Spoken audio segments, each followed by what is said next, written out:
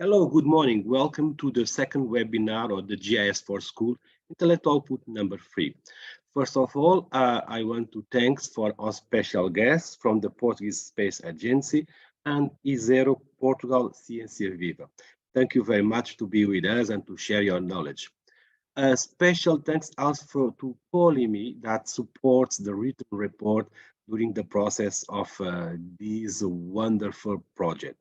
And of course, the special ones that are the stars of this morning, the 4 schools that will introduce to us what they have done in this project. So thank you very much to all of you, and I'm sure that the next 2 hours will be a very interesting time. So we will start with the Portuguese Space Agency. Thank you very much again to be with us, and now the floor is yours. Thank you so much, Rui. I think on our side, we want to thank you also for the contact and for inviting us to talk a little bit about what the agency does, and especially about education activities that hopefully you find interesting, and then we can discuss a little bit about it. Rui, I just want to ask you if you can make me co-host so I can share my screen. You can do it. I can do that. Não tenho a opção, acho que tenho que me colocar aí como co-host. Esta é uma conta premium, portanto ele está aí, tem lá automaticamente, mas eu vou colocá-lo como... Está aqui. Ok. Tem razão. Eu é que não estava a ver. Ok.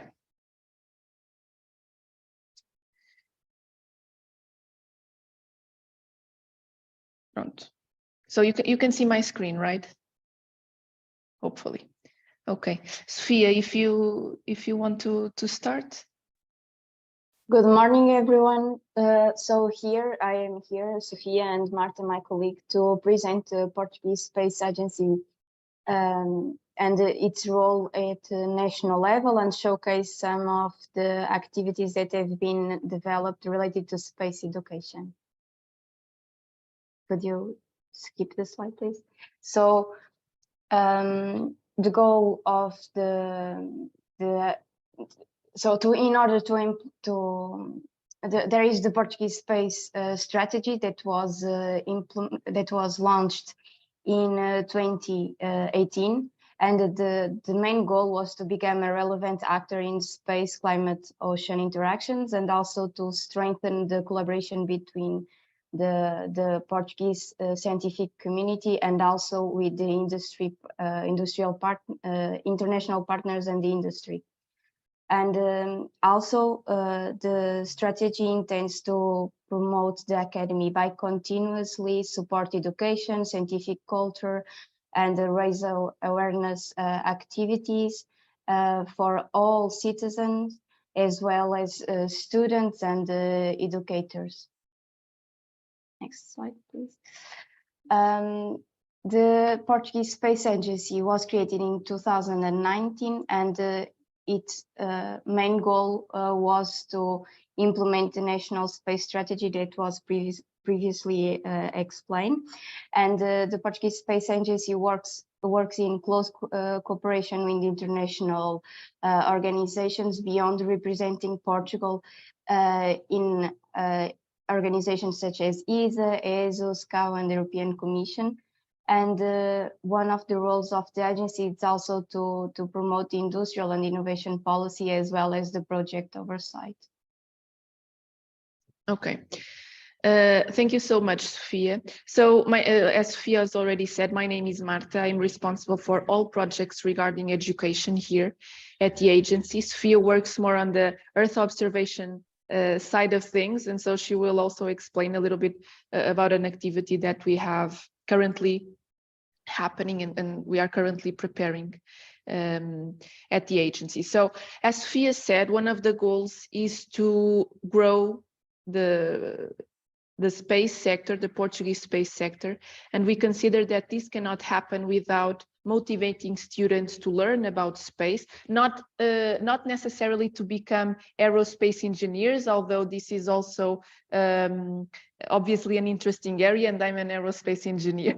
So obviously I enjoy it, but and actually there are different degrees of aerospace engineering opening up in Portugal. So I think this is quite a good sign of what we are doing as well. But space is so much more than that, right? And so we develop different kind of initiatives. On one side, we have higher education activities, which I will explain in the next slides. And then we have activities more dedicated to secondary school, right? High school students. And so these initiatives have different goals. For higher education, what we intend to do is to motivate students to apply their classroom knowledge. This is because they are already enrolled in higher education, so they have more of a technical knowledge that they can apply and that they can grow with more practical applications, let's say like this. Then we have a big focus on multidisciplinarity, and this also relates to the last point, which is to offer the experience of an environment similar to a professional experience. This is because obviously we all know that no one does anything by themselves, and so this is very important for us, is to motivate also the soft skills, the communication, the teamwork, by giving this experience to students, that it's essential to have different roles and different areas of study to make a rocket or to just make anything happen, really. And then another big goal is to connect students with research institutions and companies, and this is a big interest to both parties, I would say. Students are going through their path through higher education, and so their future will lie on, you know, a company or a research institution, so it is interesting for them to know what they do. And for companies, sometimes it's really interesting also to know to learn about younger students, to understand what they are learning and what they can add to their own company or institution. And so what we do is we promote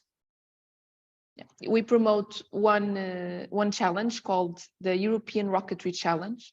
This is inspired on the Spaceport America Cup. I'm not sure if you have learned about this or not, but we started in 2020 with only 6 teams, around 100 students. So it was during the pandemic. We had some students that already had built their rockets and they really wanted to launch it. And so we took up the challenge and we created a competition dedicated to higher education students that design and build their own rocket for one or more years. And so they come to Portugal in October and they have the opportunity to launch it.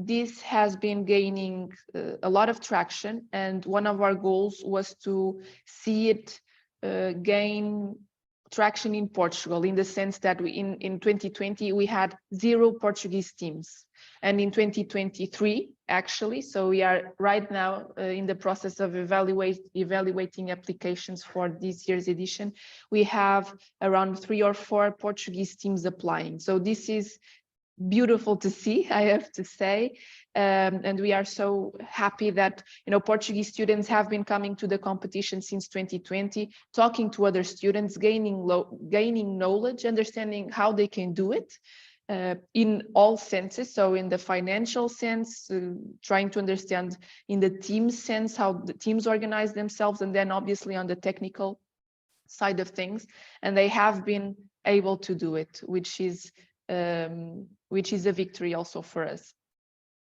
And so what we intend to do here is to create a multidisciplinary environment to encourage students to study science, technology, engineering, math, but not only that, because teams are composed also of students who study management, who study communications, who study economics, because all this is important for a team in a professional environment, and also to build a rocket, because there is so much more than building just a rocket. And so so the European Rocketry Challenge has been something that has allowed us to do this, and it is clearly a flagship of the agency that has allowed us to start at least to understand how we can reach our goals and to see some results. I have a short video. I'm not sure if you hear the sound, but it's just music, so no one is talking, so I don't think it's critical if you don't hear it.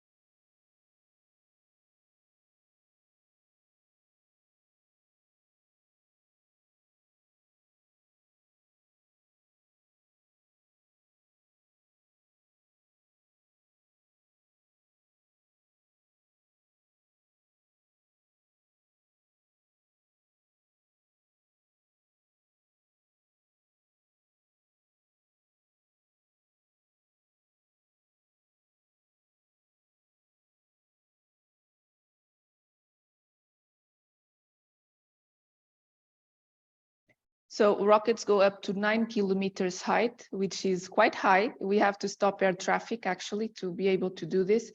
And we do it on a Portuguese Army site to be sure, obviously, that everything is safe. So I also invite you all, if you wish to come, you can talk to me or Sophia. And obviously we are happy to have you. So another initiative that we are now launching, it was announced last month and we are now currently working on it, is CubeSat Portugal. So the other one was about the rockets, now it's about the other one was about launching, now it's about the satellite.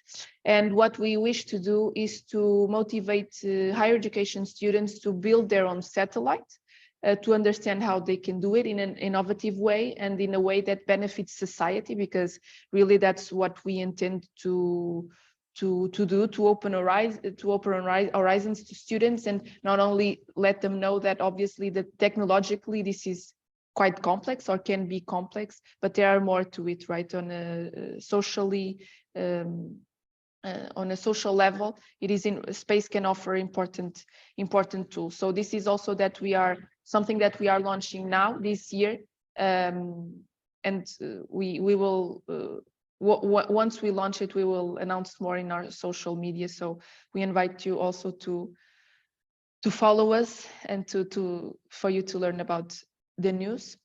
One last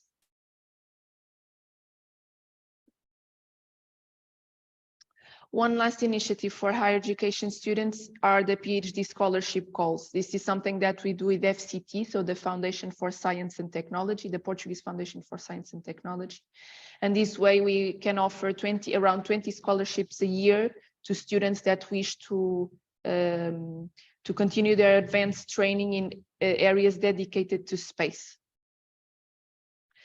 Finally, I want to talk about the secondary school initiatives, and these goals are a little bit different. So the goal here is to bring students closer to space and inspire them, to challenge students with the different initiatives that especially work their soft skills, and then just to open their horizons and just let them know what space can be in their lives and what professional paths space can offer. This is especially because we know that space obviously brings, it's very fascinating since an early age, but as we grow, I think it's normal to see a little, to view space as a complex matter.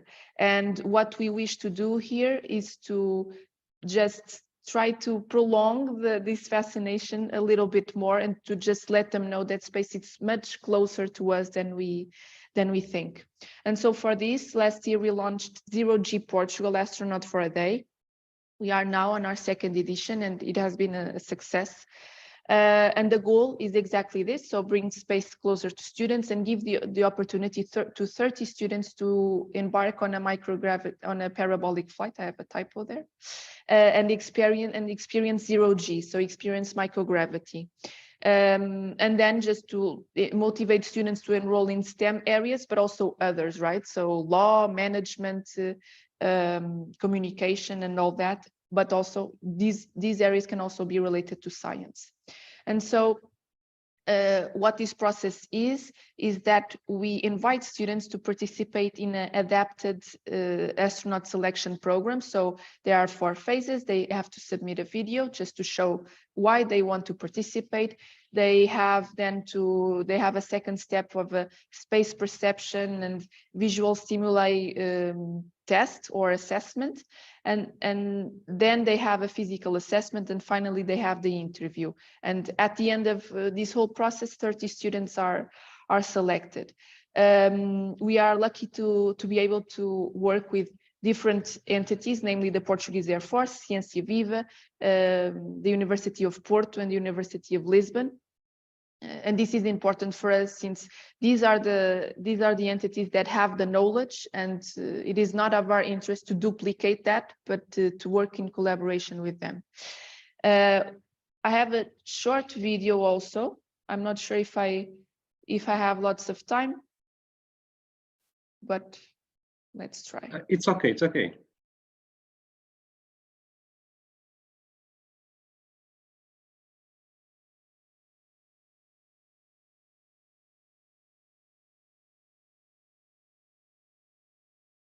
We don't have the sound.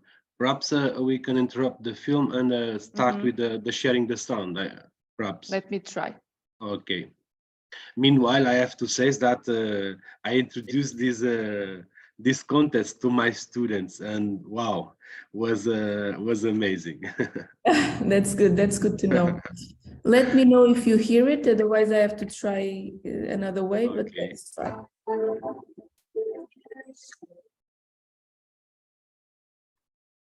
Okay. No one talks, so the sound is not so critical. But okay, no problem. Okay.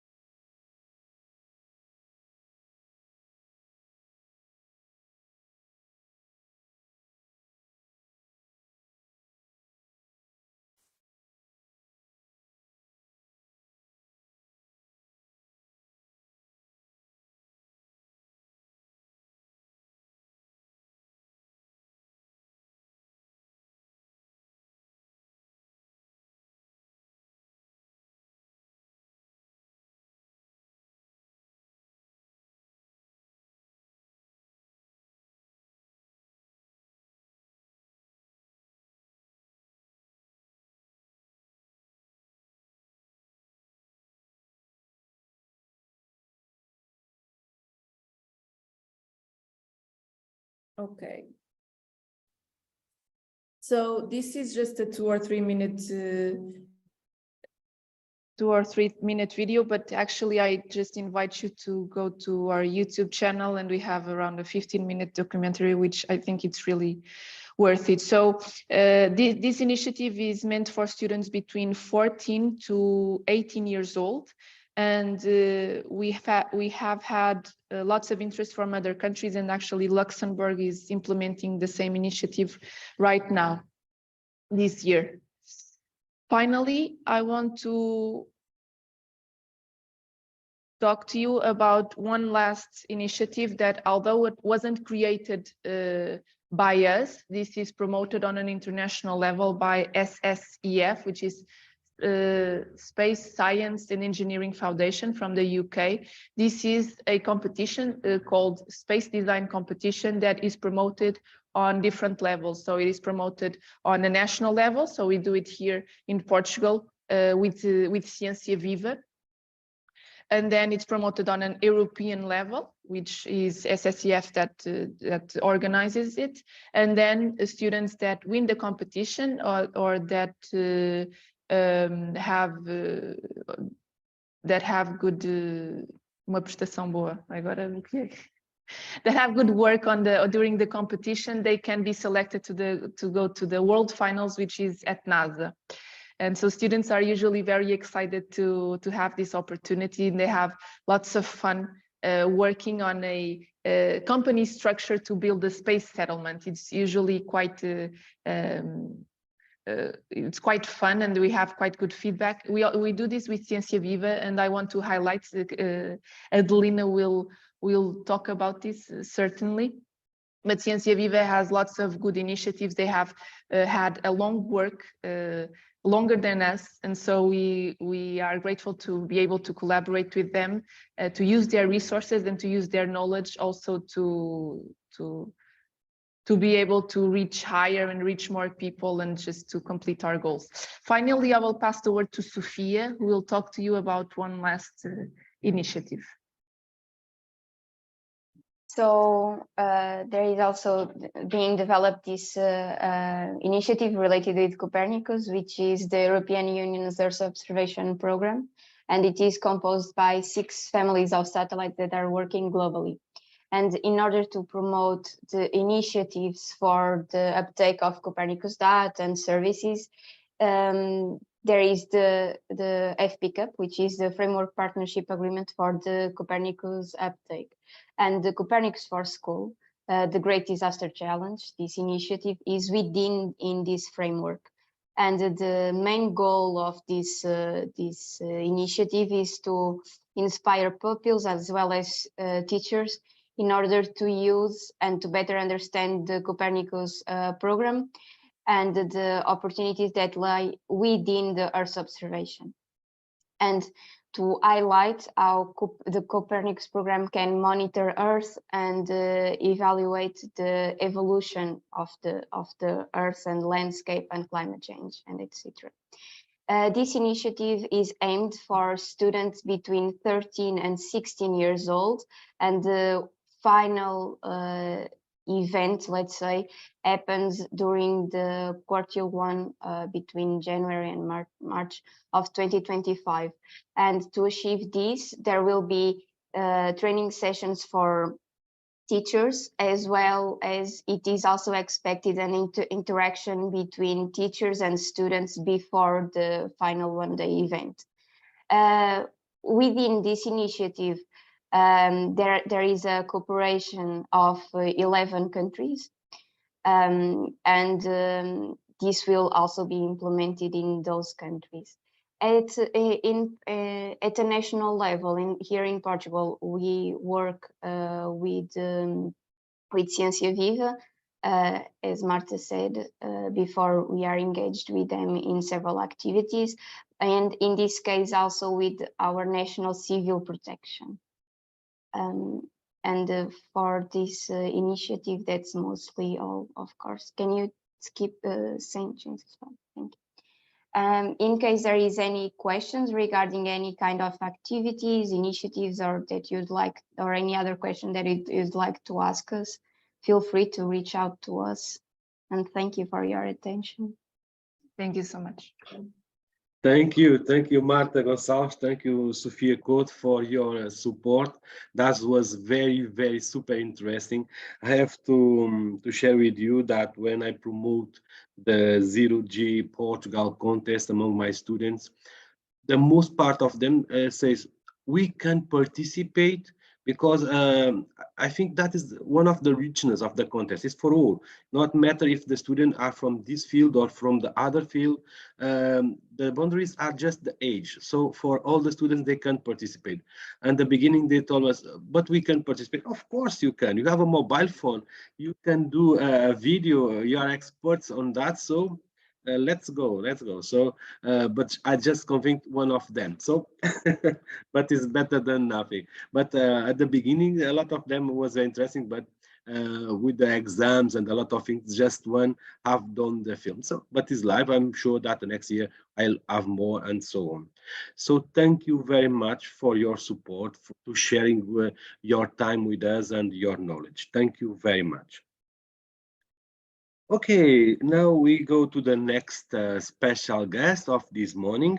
Is I0 Portugal, Ciência Viva, that will present to us a little bit what they do in Portugal. Just to know that Ciência Viva is very, very well known in Portugal. All the teachers, all the students knows very well the work. But now it's time to share a little bit with other countries. Okay. Hello, good morning, everyone. I don't know if you can listen to me and see my presentation. Very well. Thank you very much, Pedro, to join us. Thank you. Good morning. My name is Pedro Coimbra. I'm the project manager for I0 Portugal, and I'm here with my colleague, Adelina Machado, who is the educational coordinator also for this project. And before starting, I would like to thank the invite to be here to present our work to schools, and especially our work in relation with Earth observation and tools that can enhance the knowledge of climate change within the classroom. And I also want to thank the Portuguese Space Agency for making the bridge between this project and us. So, to start, what is Ciência Viva? Ciência Viva is the National Agency for Scientific Culture and Technology. We have been established in 1996, so more or less 27 years ago, and we have been working close with the community, especially schools. And in 2013, Ciência Viva partnered up with Easy Education to form I0 Portugal, which is the European Space Education Resource Office. I know that there are other countries here like Romania, Spain, and Italy, if I'm not wrong, but I0 is a European-wide network. There's I0 Portugal, but there's also I0 Spain, I0 Italy, and I0 Romania. So many of the things that you can see here, they are probably also available in your country in some way or another, but especially within your language and the adaptations to your curriculum, because that's one of the most important works of I0, is to adapt ISA and space resources to the national context. And because we are all European, but our curriculum differs, as you might know, it's really important to have a national context for every activity and every initiative. So what are I0 objectives? Not only our, but overall on the network, it's STEM motivation. We want to motivate young people, like many of you that are here, to acquire knowledge in STEM areas, meaning science, technology, engineering, and mathematics. And we mostly do that through teachers, because we want to work with teachers, because teachers can motivate students on the daily basis and throughout the time. If we do something with the student, let's imagine an whole class, we can motivate one or two students, like who just mentioned that only one of them enrolled in 0G. But if we work through teachers, or I will use Rui again as an example, he can keep on motivating his students throughout these years and all these classes. So we want to go on space careers, and we want to inspire students to consider a career related in space in the future. And of course, I like the importance of ESA and the European Space Agency, because everyone, and Martha mentioned NASA.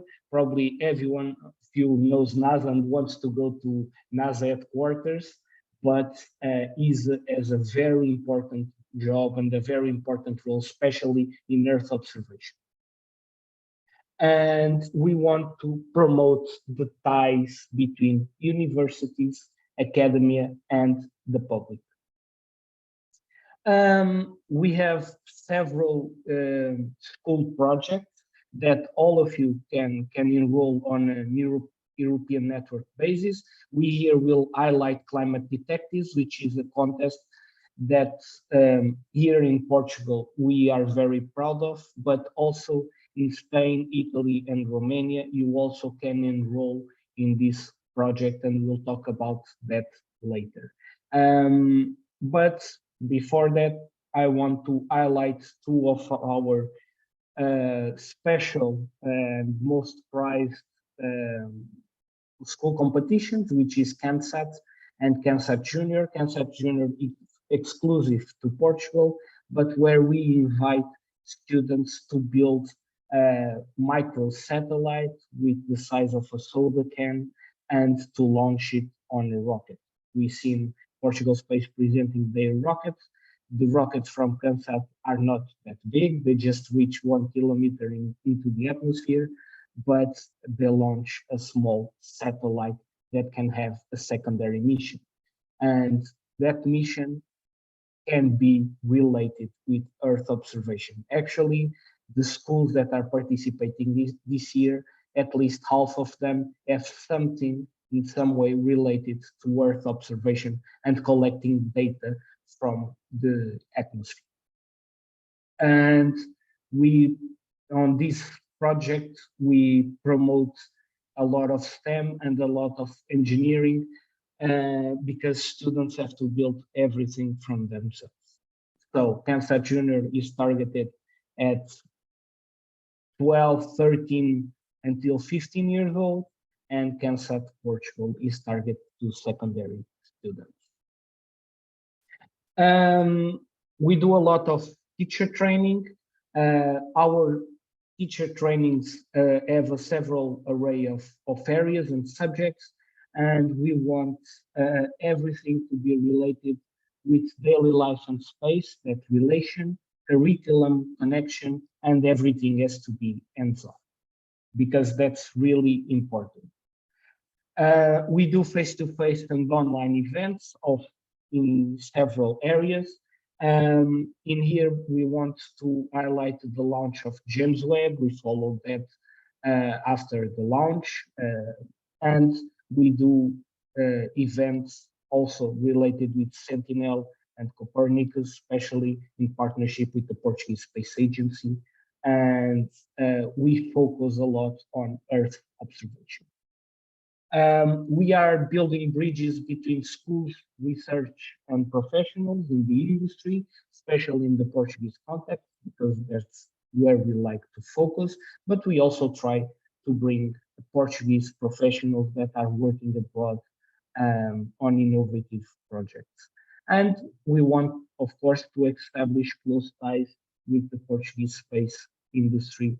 And we do that through a series of activities.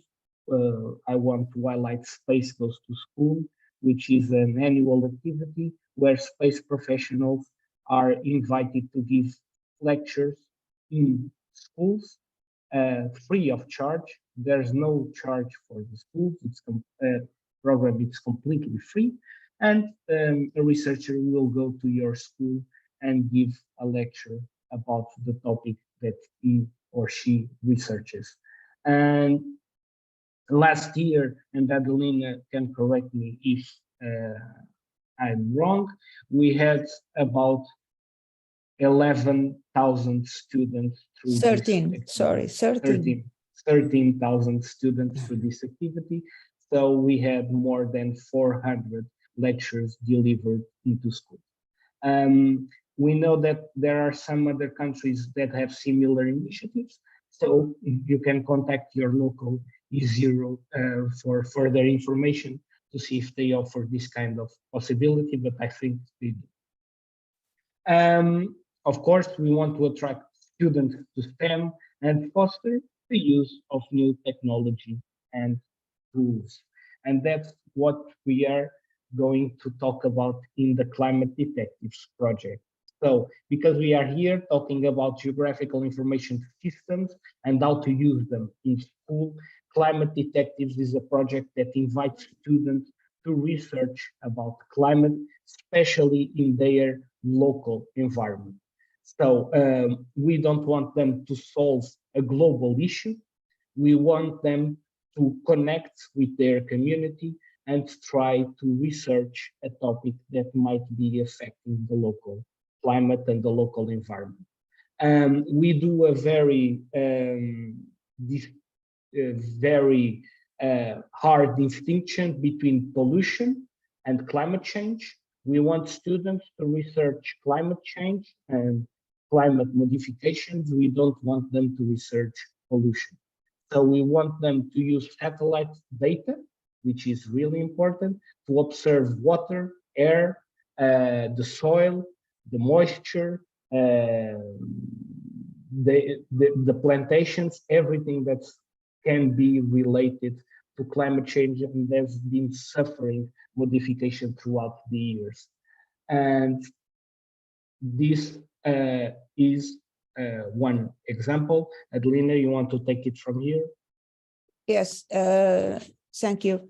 And about this, we have two kinds of workshops for the teacher who participate in the climate detectives, and if and for others also. Can you please pass the slide? The another one. Okay, one of the kinds of workshop is to prepare teachers how to use the EO browser. It's something simple, but it's very important that the teacher can learn how to get the perfect images with the data appropriated. And this kind of workshop is the most part of the times online, 3 hours, 4 hours, and is very, very important. Another slide, please. It's an example of the worksheet that we have to give the teachers, and so on, go on. And the other kind of workshop is more appropriate for the activities in classroom. It's here an example, make relations between ROS and the water levels of the dam in Portugal. And this kind of workshop is more to teach how to use satellite images in the curriculum projects. For example, this is one of them, is for students with 10 to 12 years old. The disciplines are citizenship and development and natural science. The objectives, one of them, it's of course very important, is the acquisition on scientific knowledge, but also it's very important that students develop skills such researching, analyzing, identifying, solve problems, and of course discuss their ideas.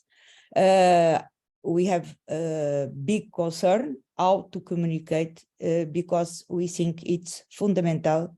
As you can see in your projects, communication between schools, it's very, very important. And discuss ideas are also something that students must learn. How can, the other before, yes. It's very, very important how to present the topic to the students.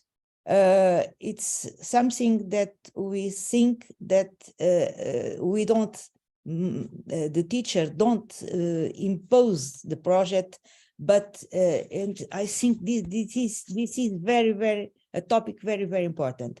We can suggest a conversation with students, a newspaper article, a short video,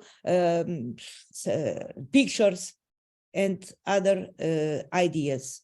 Another slide, please. Okay, after choose the topic, the students must be divided in groups and each group assign a DAM to work on. Here, example of the Bravura DAM. There are some example of questions that students and teacher can do. Prepare, for example, where is the Bravura dam located? What regions are served by the dam? In what year were the lowest levels of the water of this dam, and how many miles water that we use? Is only suggestions. After this, of course, the next step is research the information. And we think that's very important also that students identify the local with the tool that they know very well, the Google Earth. So they can see also, of course, identify the local, but discuss the limitation of this tool because with this tool, they can't collect information of the difference of the water level over time.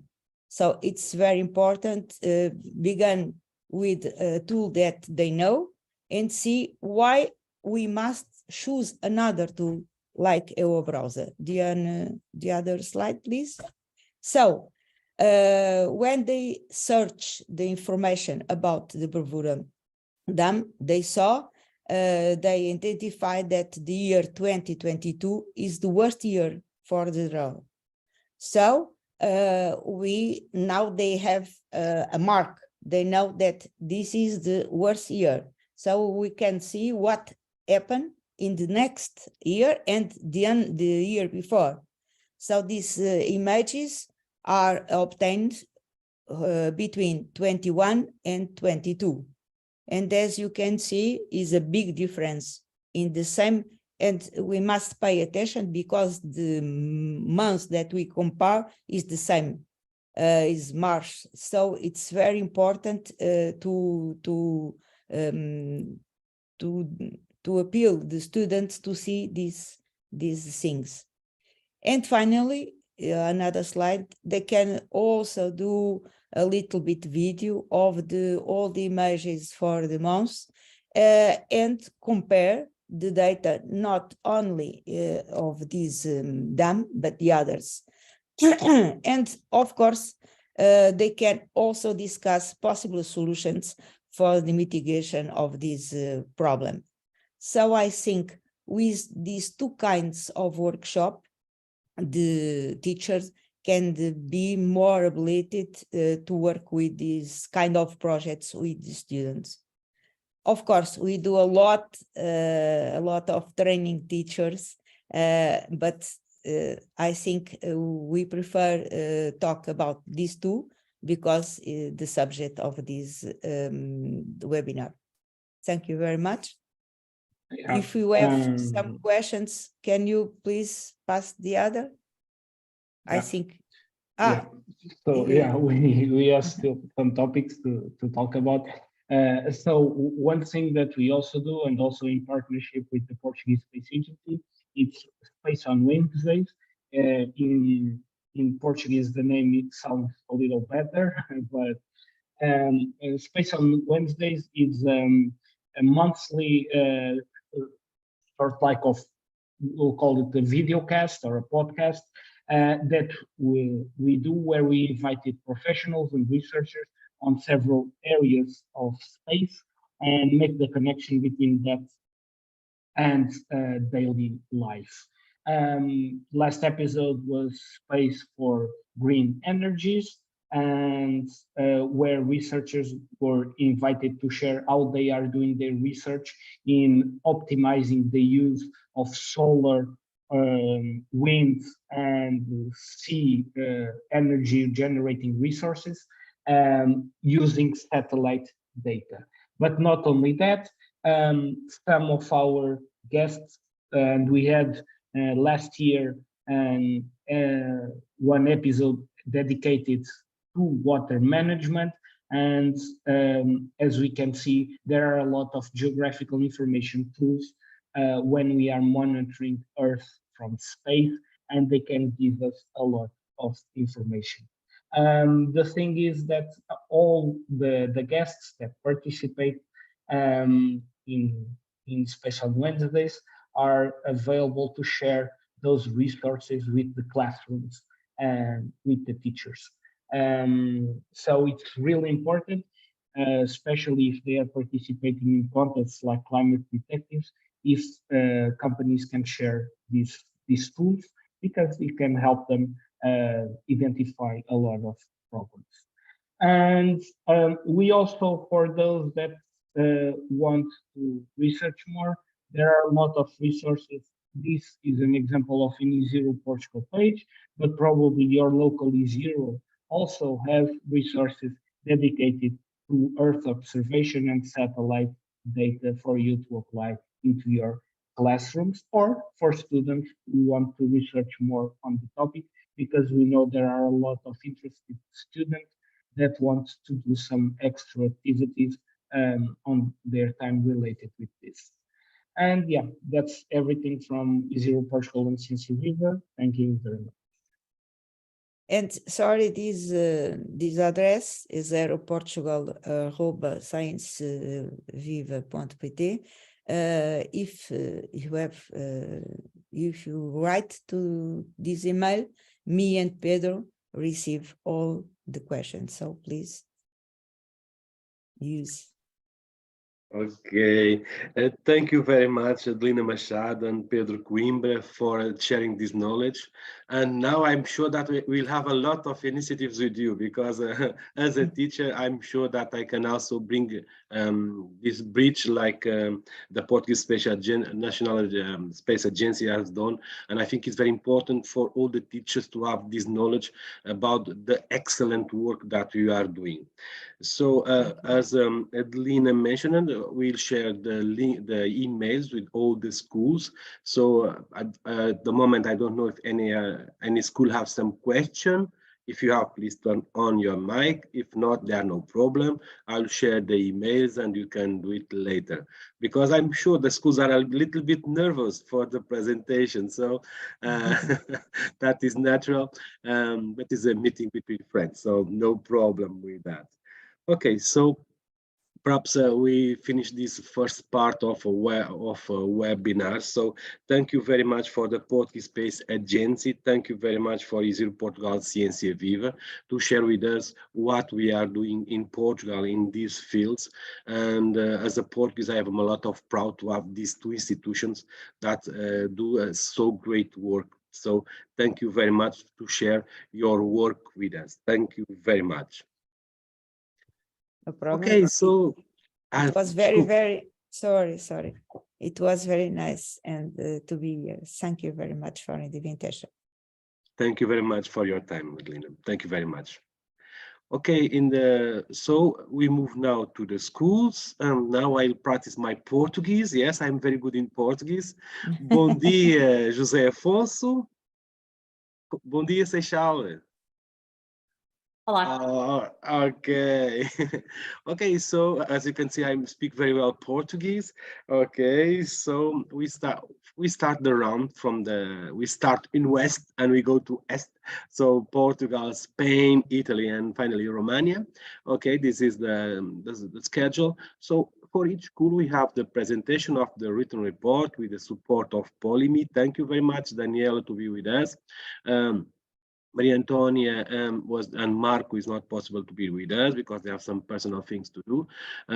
But of course, they have support all the schools, their schools in this written report. So we start with the written report and the presentation of each school.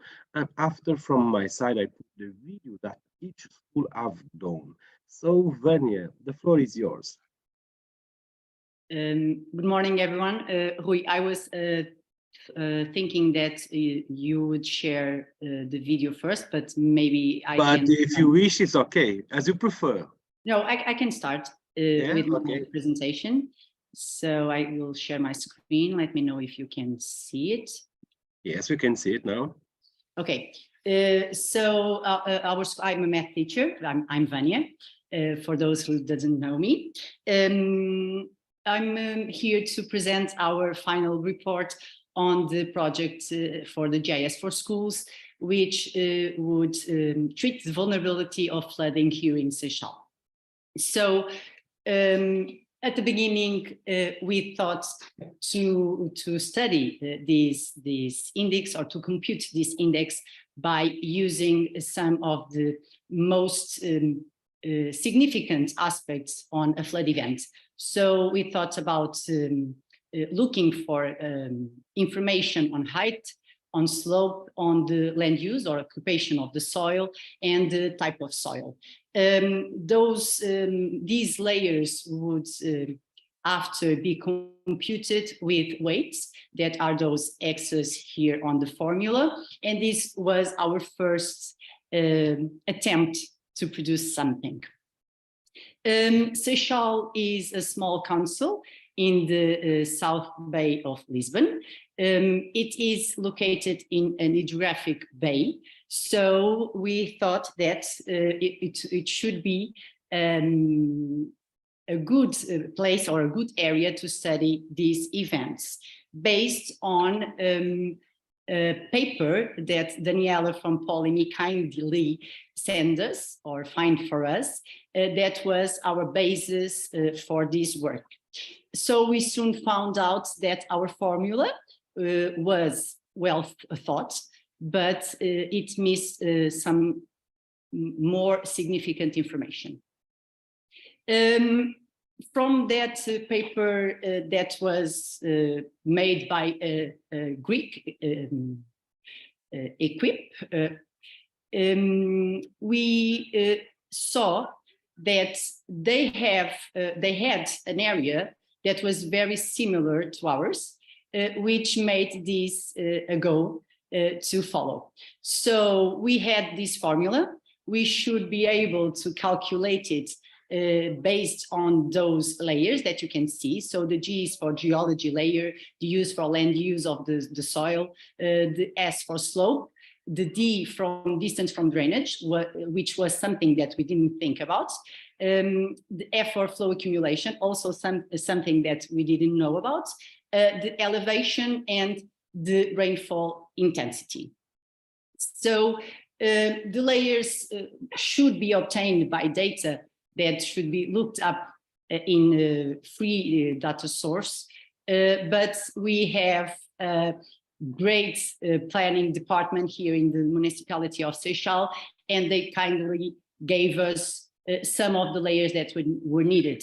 One of those was the height one, so we would be able to produce most of the ones that were needed with the QGIS, which was something that I should probably talked about earlier.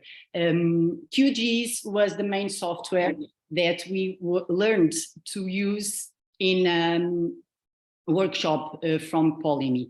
So the work should be done with this software, and the layers that we should produce and the final output should only or mostly use this software.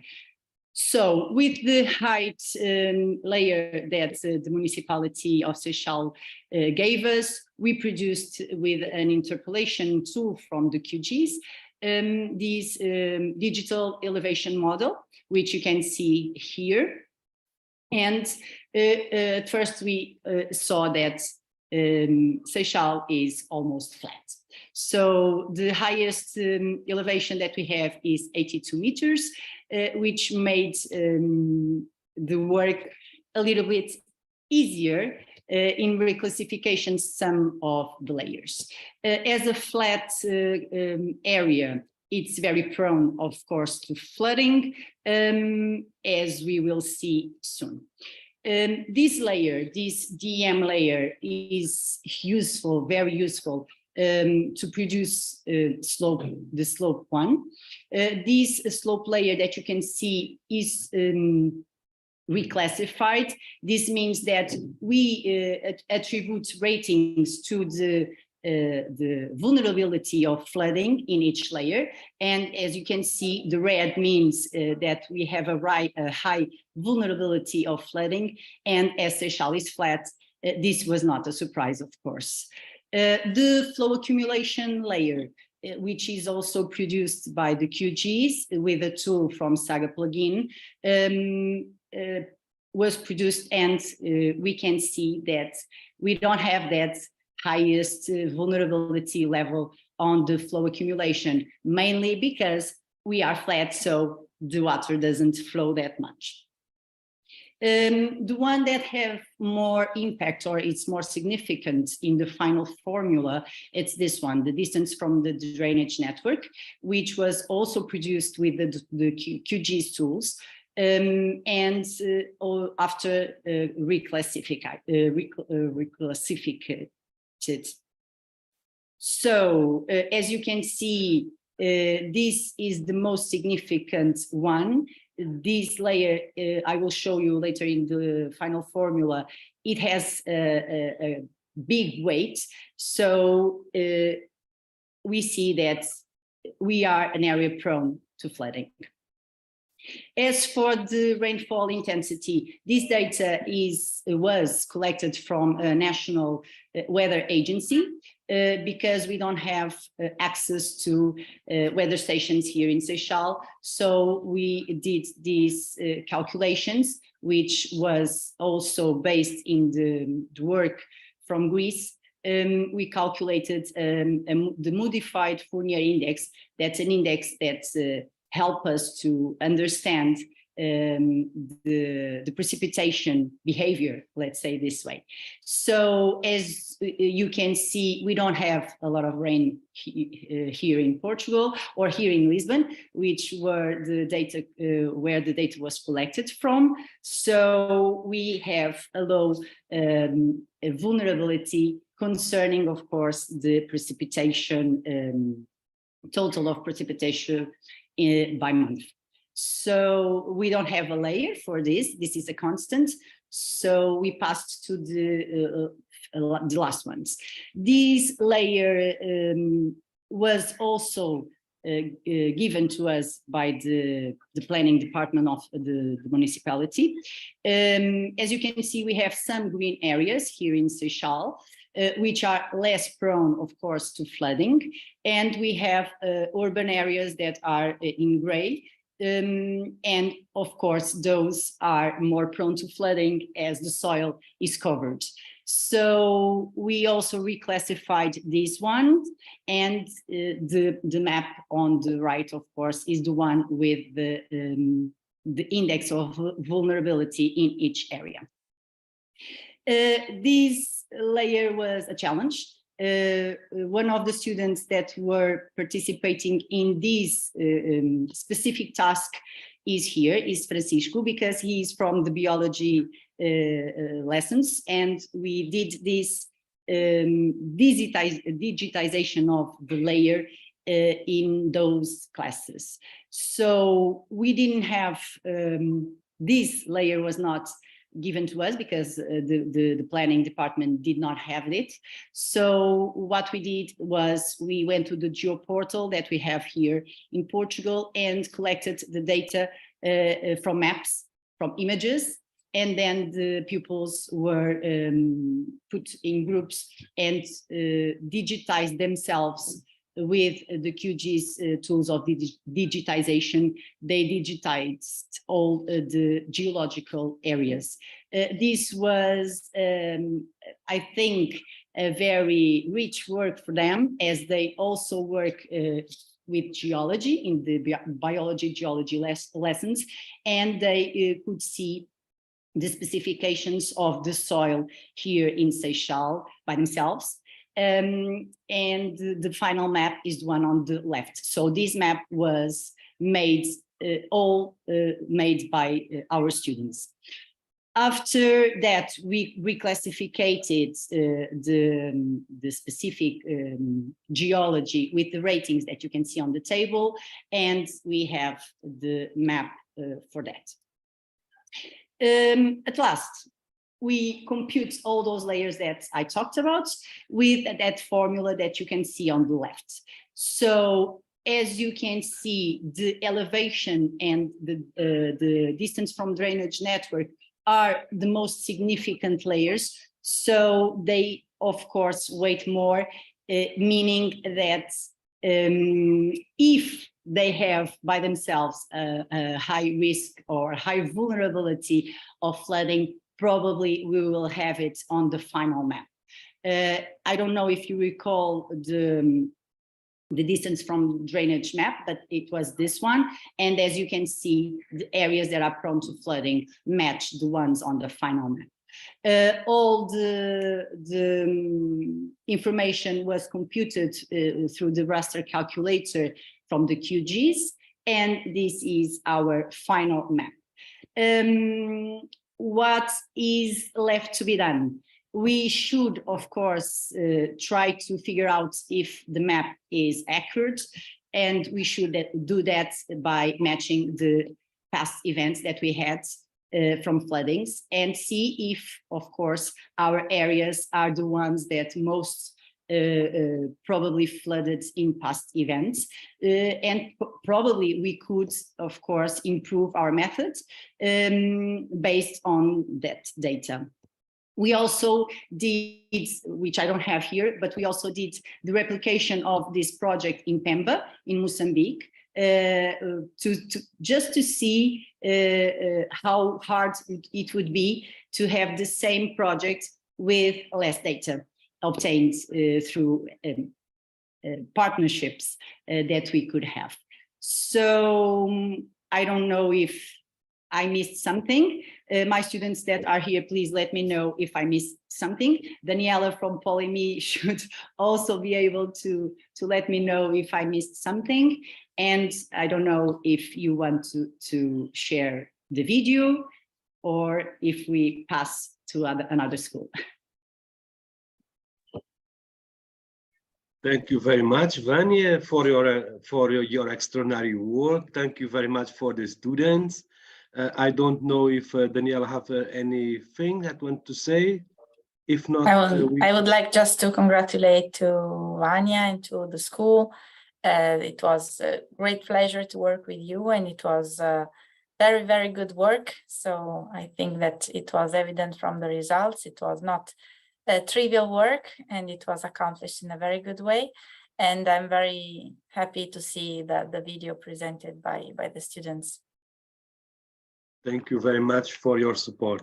And now we go see the video.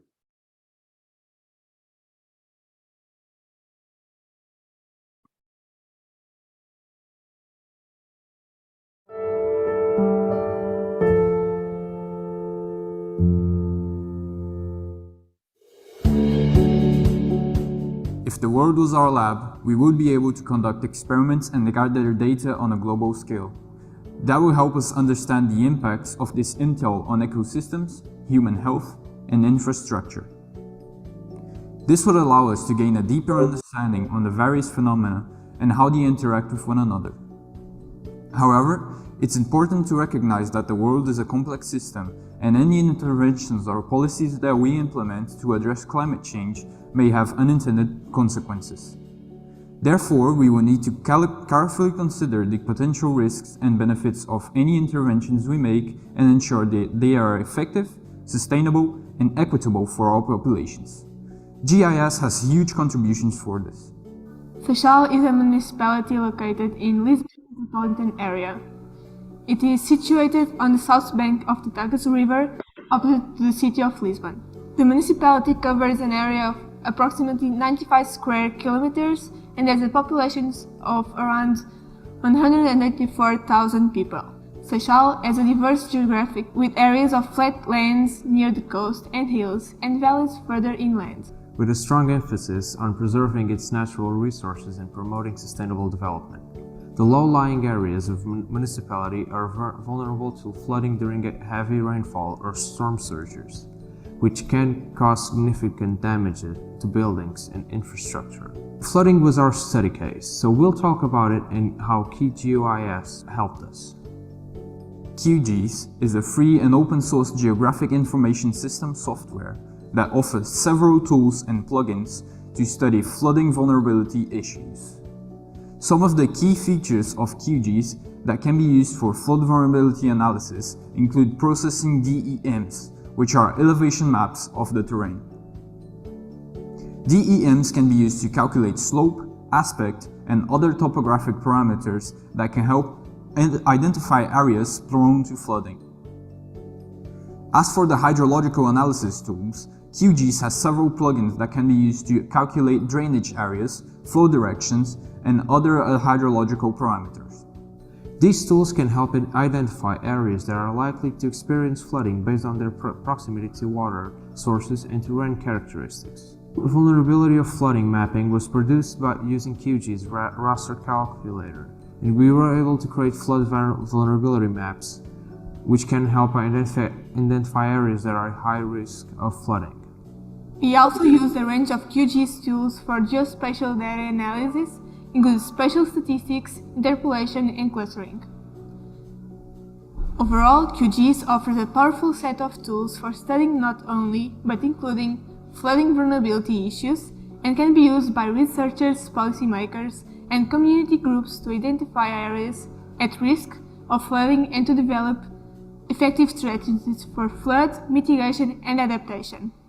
Environmental awareness is a crucial component of building a sustainable future. It includes learning about climate change, pollution, biodiversity loss, and other environmental issues.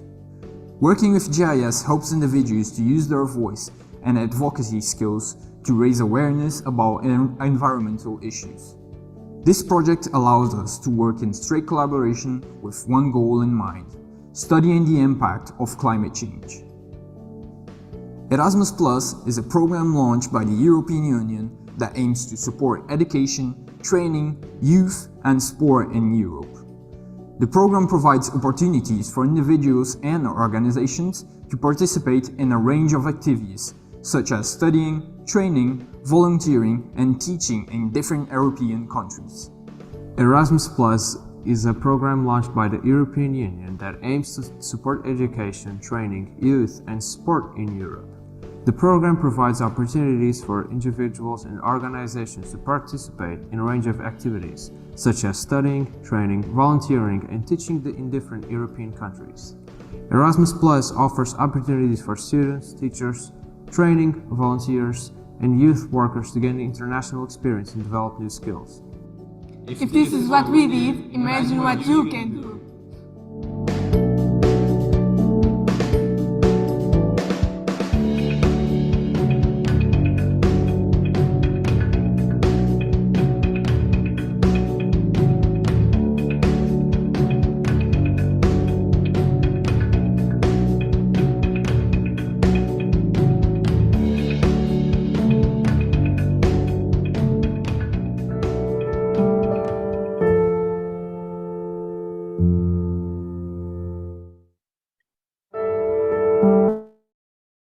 Okay, so congratulations for the students for this excellent work, to Vanya, to Danielle for the support, and thank you very much.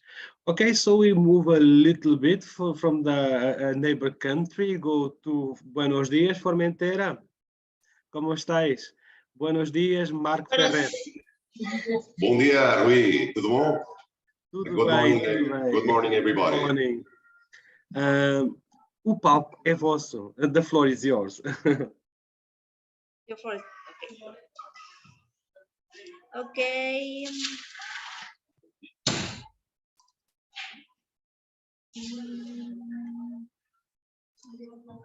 Okay, let's start. Moment. First of all, for the people who doesn't know me, I'm the coordinator of this project, QGIS in Formentera. Formentera is a very little island at the south of Ibiza, and this is our project that we've been working during approx 3 years. In our island, there's 2 lagoons, and our main study focused in these 2 lagoons, studying the fish and Stein-Puden. And we studied how is affecting the global change climate in our island. In this case, our focus of our study were these two lagoons. In this case, we are talking about lagoons. They are not so deep. They're more or less 4 meters of deep, and they have a direct connection to the Mediterranean Sea. But if you see both lagoons, they're one of the Stein-Puden, the right one is it has a color, a different color. This is because the connection with the Mediterranean Sea is too small compared with the other lagoon, the Stein-Puden. The objective of our study is to carry, in this case, how is affecting the climate change on these two lagoons, and to observe too the presence or absence of these variations caused for the climate change. How did I study that? First of all, we select 30 students, and we start this project, and we make different groups. One group, they study precipitation, other group, water temperature, air temperature, and reflectance. When we talk about reflectance, in this case, we wanted to study how is changing the concentration of algae in these two lagoons.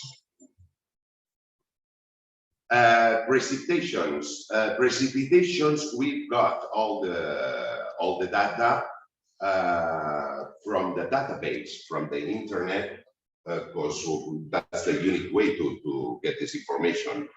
Our period of time is a long period of time because we are a little island. Short period of time study was not possible. It means we start studying changes of temperature, rainfalls, and etc. from 1989 until now. And we can see, talking about rainfall, each year we have more torrential rainfalls, but at the same time we have more dry periods of time. This is our conclusions at the moment, talking about rainfall.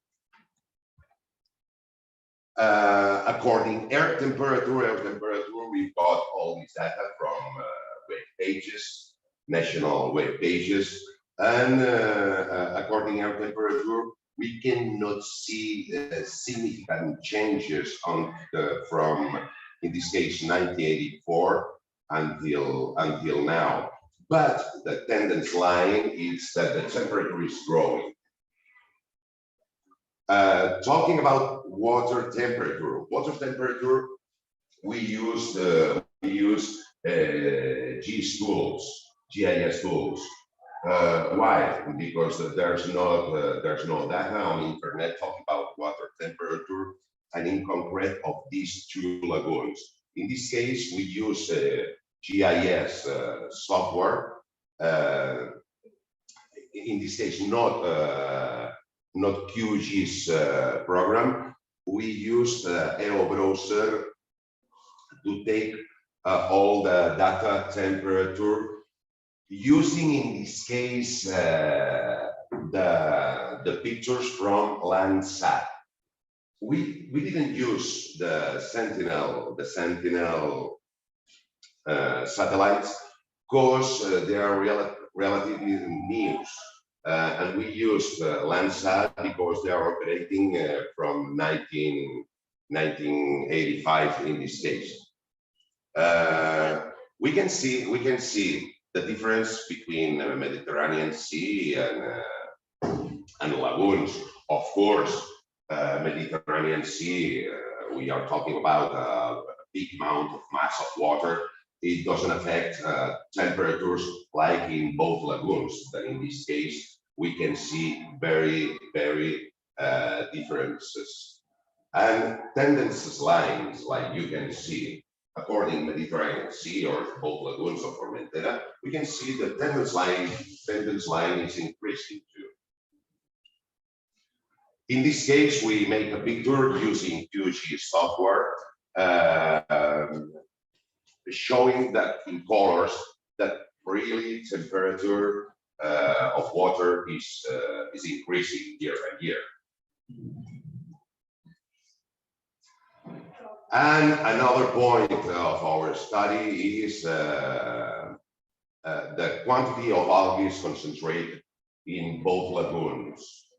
If you see, in this case, in this graph, the orange line is related to the lagoon that is more open to the Mediterranean Sea, and the blue line is the lagoon that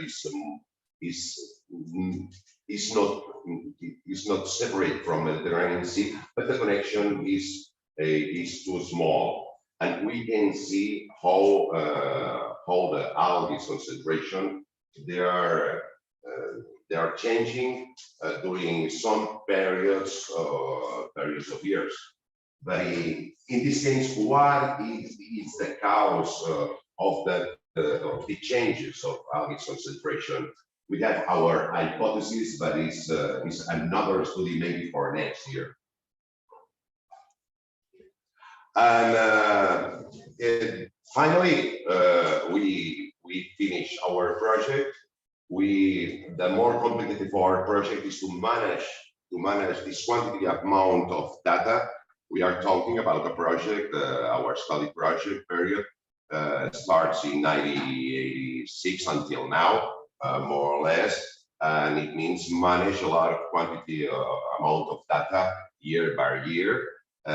Filter this data, and finally to graph this data and to have conclusions about the final of this project. At the moment it's okay, but we are so sorry because some of our pupils had to tell, but they are not here. They are in Rome traveling, but we have a video that I'm going to show you about them. Let me see. Okay. Promotional video. Alumnes. Yes. Can you see the video? Yes.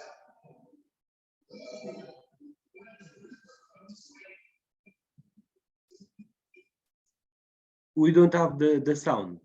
You don't have the sound. Okay. No, please remove the sharing, and we put again with the option share the sound on the left button. Okay.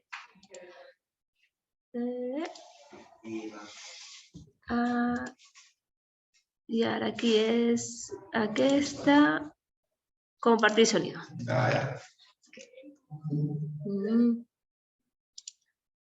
No. Aquí.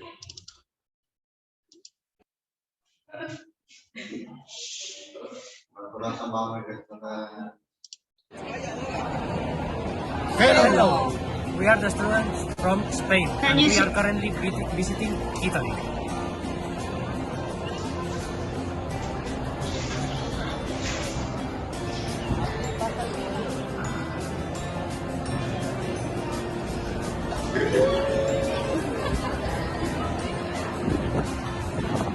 We will not be able to attend to the video call. We are sorry. Ciao. Ciao. But we understand very well. Yeah, no problem, because we understand very well. I understand that also very well. Okay, So thank now, you very much. And now it's time for your video. Can I put yes, can I okay. pass the video? Okay, so Yes, let's see your share video. the video. I share the video with you. Okay. Well, I can put from my side. Okay. Okay. Okay. Sorry. It's okay. You can put. Okay. can be from your side, Emilia, no problem. For me, it's the same. Me? You are with the click on the film, so Yes. let's go. Yeah, we have the click on our hand. Okay.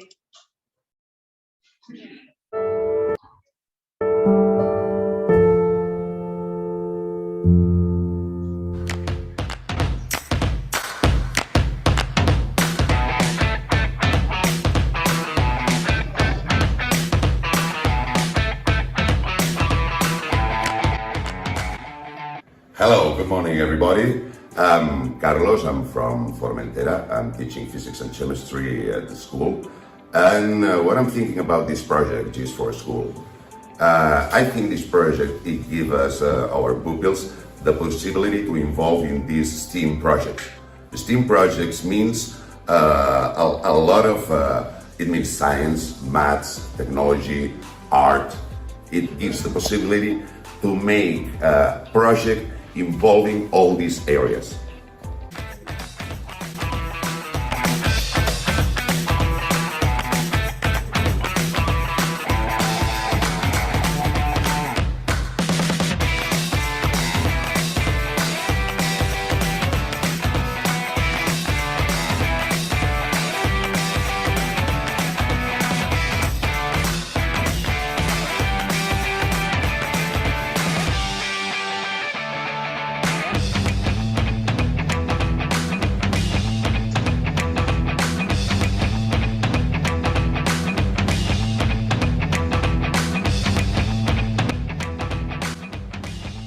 I think that the GIS4Schools project is a nice way to improve our STEAM skills.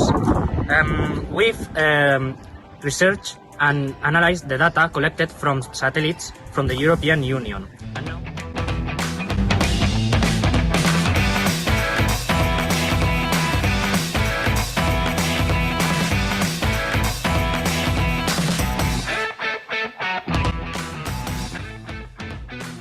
GIS is a very useful tool in education, but also at professional level, because their versatility makes them an increasingly popular tool on the labor market.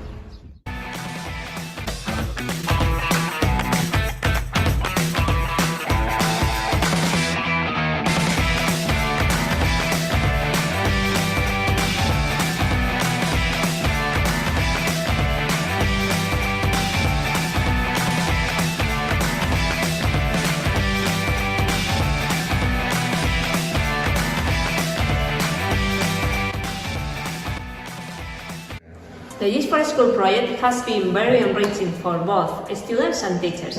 It has been an extracurricular training that gives an added value to our students. It's not only about learning GIS tools, but also about applying them for climate change awareness. We encourage all the schools to join the project.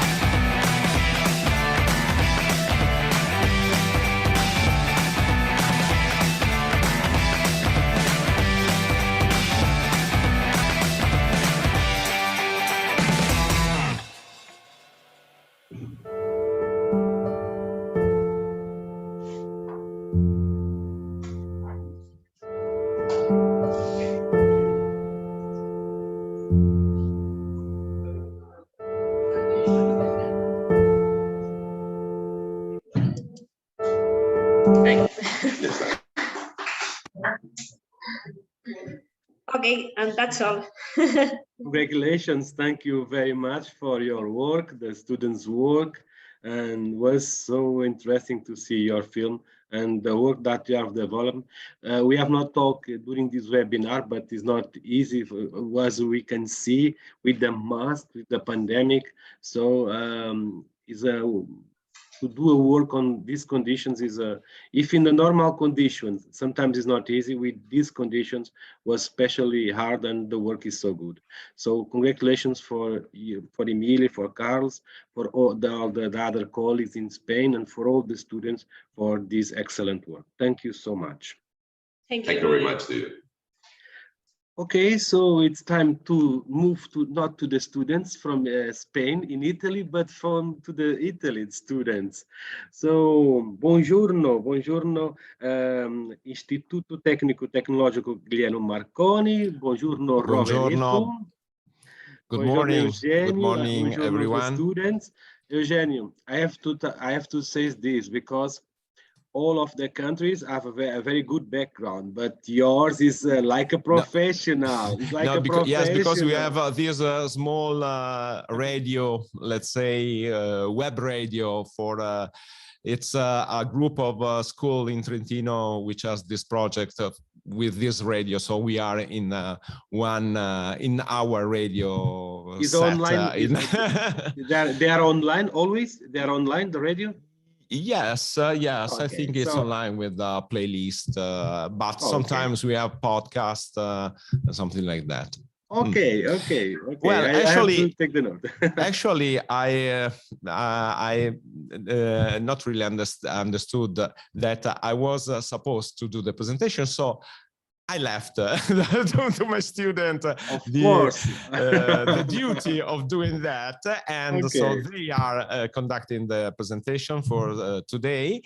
Anyway, I must say that also for us, the other class involved in the project is in the school trip in Berlin, so it's not possible for them to being here. But I think that Gabriel and Alessio will done a very good work. So I'll leave the floor immediately to my students.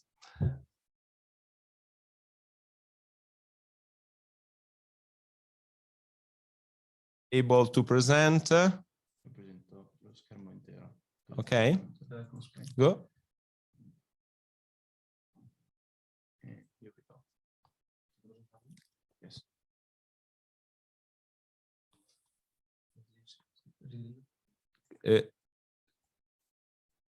Rui? Yes, we can see it. Yeah, you have it. Okay. Can you see the presentation? Yes, we can see. Okay. Okay. All right. Good morning to everyone. And today we're going to show you our experience with the GIS4Schools project. And it all started during our third year of school at the Marconi. And when we started talking about the GIS4Schools project, we can say that it all started as a way to learn and understand how to use a software capable of receiving and processing GIS data, but it quickly evolved in something that will accompany us for the next 3 years. And after we learned the basic stuff from the GIS4Schools software, we began to make our very own GIS maps by following a tutorial on the GIS4Schools webpage, I think, yeah. And during this period, our teacher, Professor Berti, started to talk about a way to help our region fight an increasing problem in our woods, such as the processionary infestation of the trees that were destroying the environment on the near forest of our school. So yeah, we can say that even though this little insect may look harmless, it is incredibly dangerous for the plants and the animals, especially for, we can say, animals and humans alike, because they are made of little hairy, very pliable hairs that when touched with the skin or nose, mouth, they cause a very, very violent allergic reaction. And they can bring to the death of many animals, especially dogs. And for the plant trees part, we can say that they are also very, very harmful since they feed off the leaves of the trees, and they they attack the thing to process energy through the photosynthesis and other thing. So like we started also planning on how to detect the processionary during our second year when we accompanied the Italian forest guard, also known as the ranger, when we started to learning also about the life cycle and how it spread through other trees to manifest its infestation. And as I said, we started planning how to detect the processionary. And to achieve this goal, we learn how to use and configure an application called QField, that is the primary software used by mobile phones to process GIS data.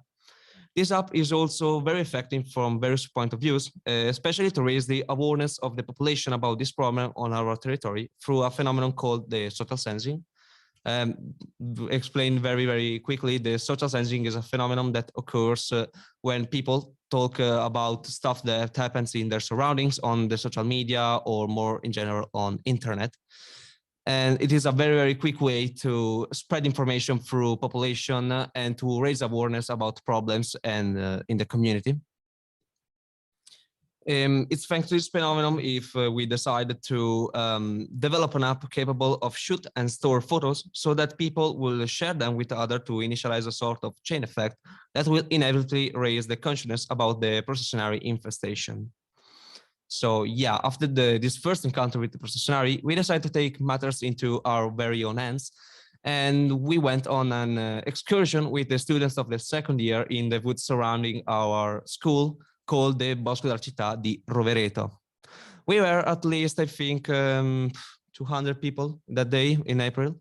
And with counting also the students of the second year. And after teaching them how to use the QField app and where and how to find a processionary nest, we depart from our school and we expect to gather at least 50 signs of infestation on the trees, but they were way more than that.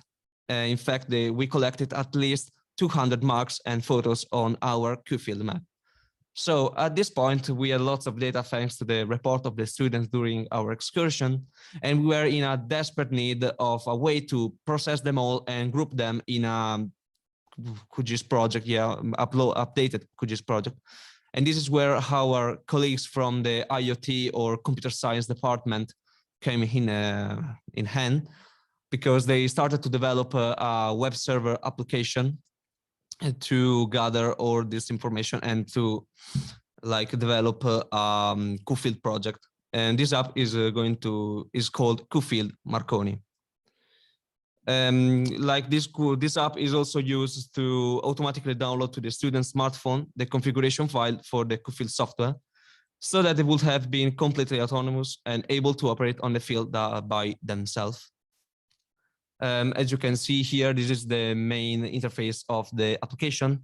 And in this slide, you can see the QField Marconi web, where you can download the zip file for the configuration and for the already made, we can say, QGIS project with updated, up-to-date information collected.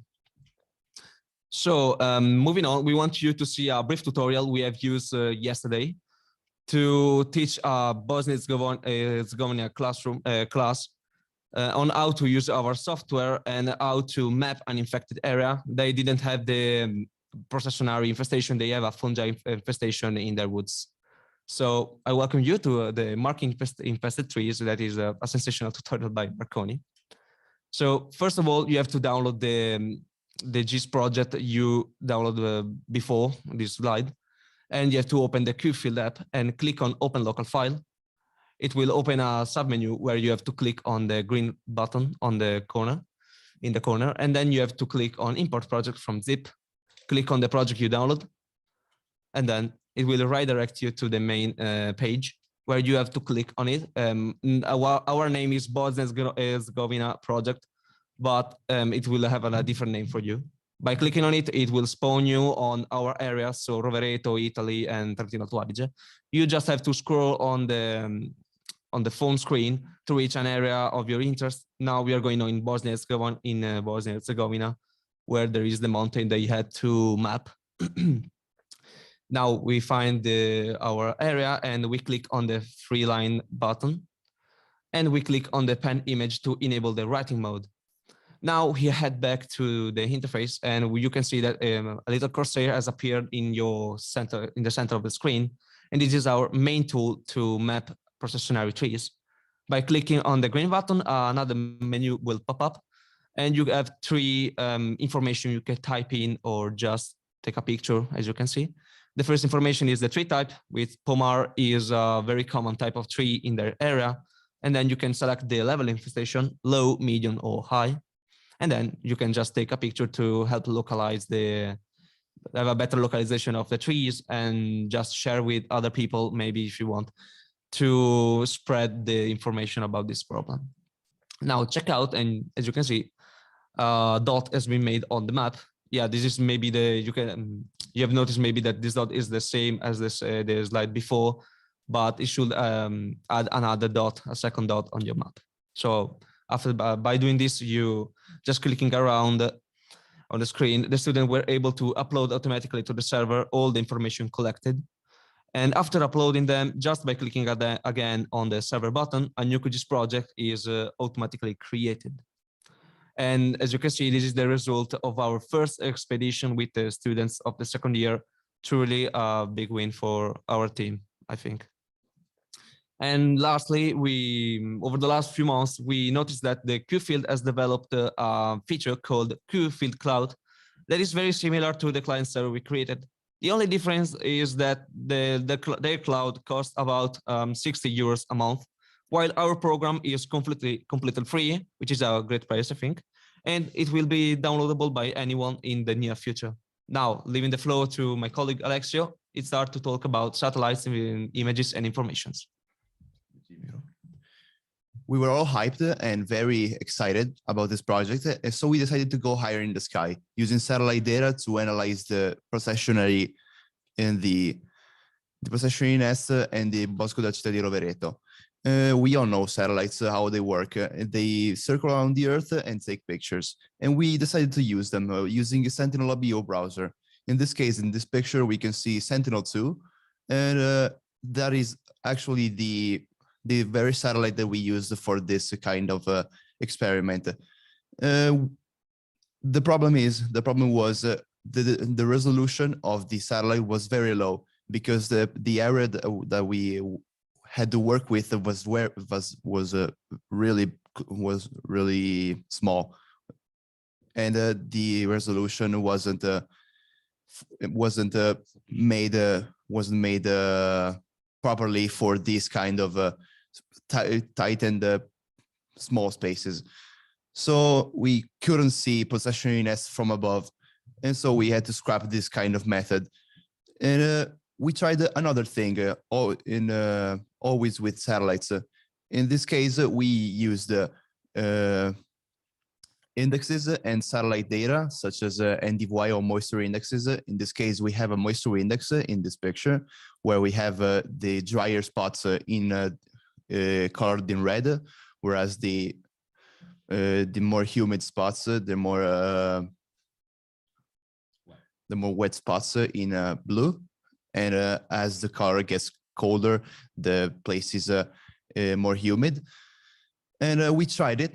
We tried to merge the QField data that we got from the students' approach, from the social approach, and the satellites data from the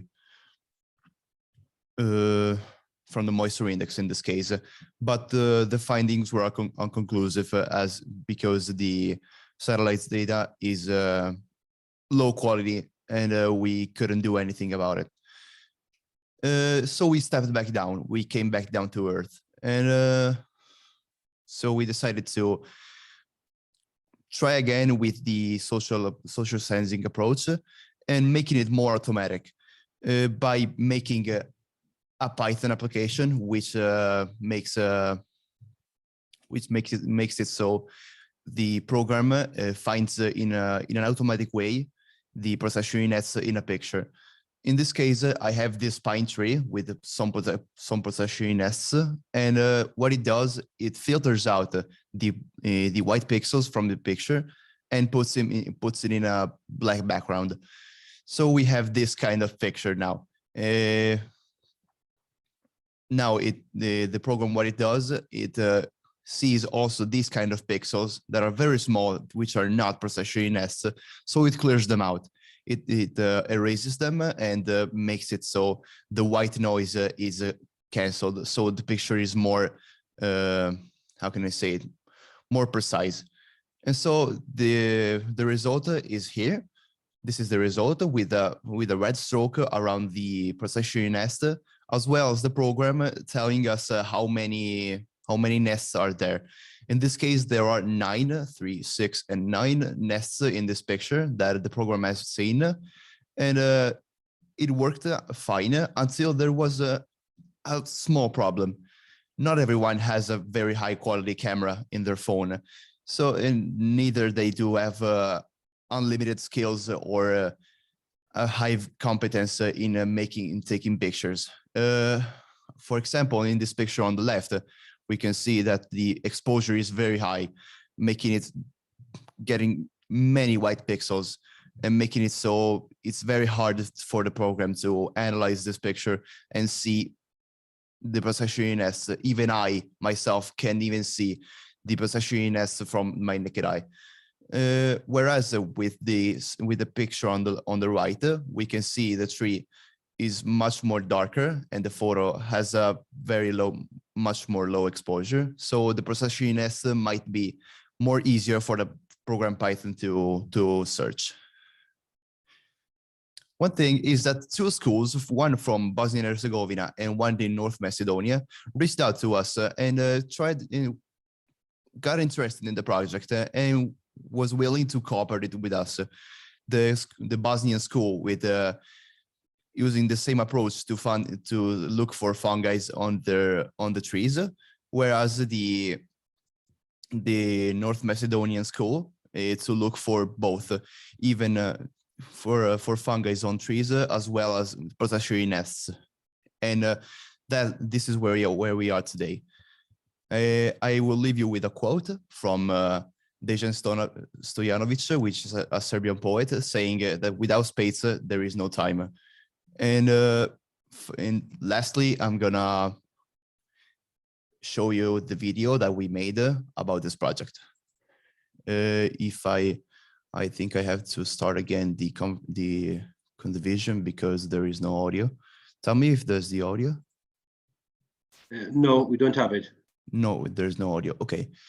I'm gonna stop it a moment and I'm gonna make it start again. Screen 1.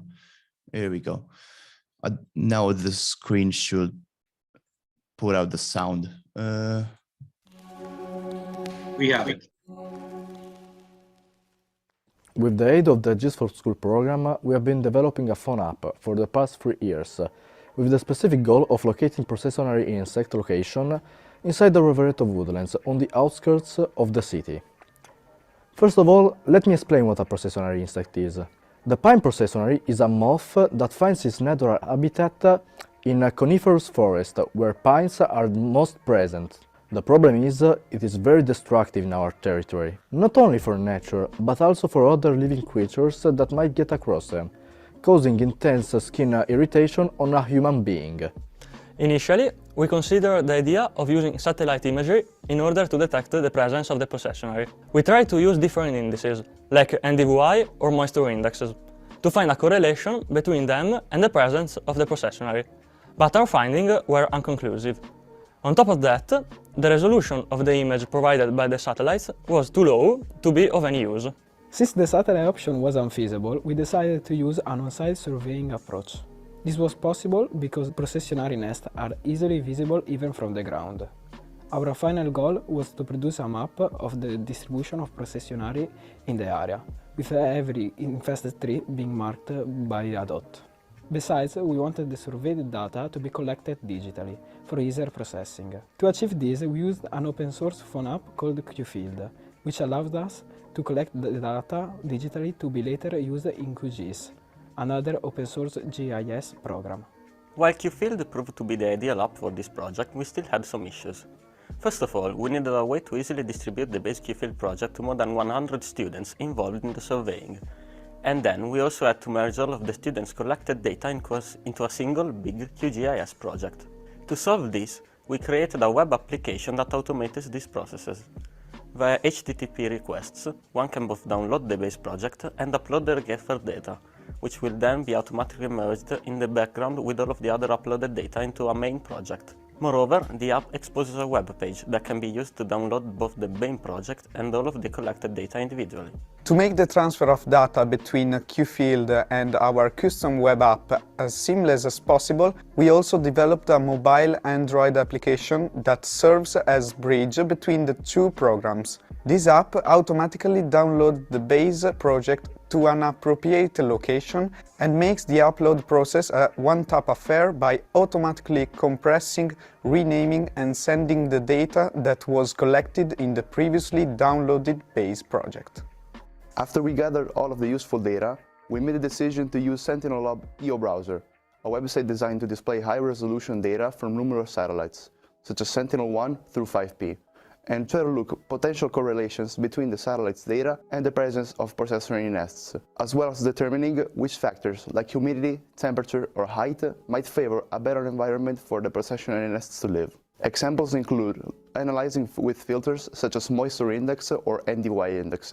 But even with all of these filters, we were unable to achieve a proper balance in determining the kind of temperatures that processionary nests like, primarily due to the low resolution of the satellites. In fact, there might just be one color in an entire square meter, if not a kilometer, making it vague and challenging to interpret, whereas a better, high-resolution, low-orbit satellite might fix the problem, giving us way more information to use.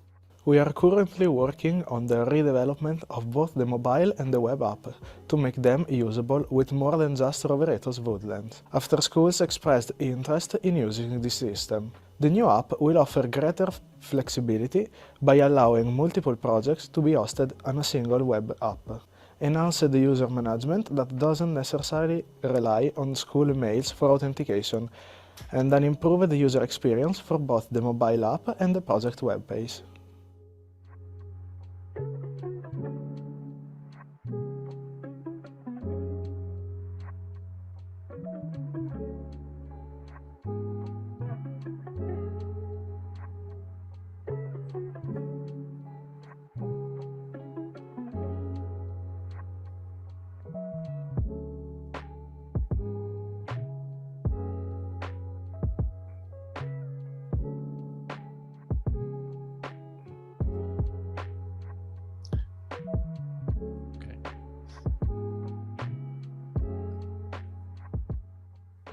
Okay, that's all.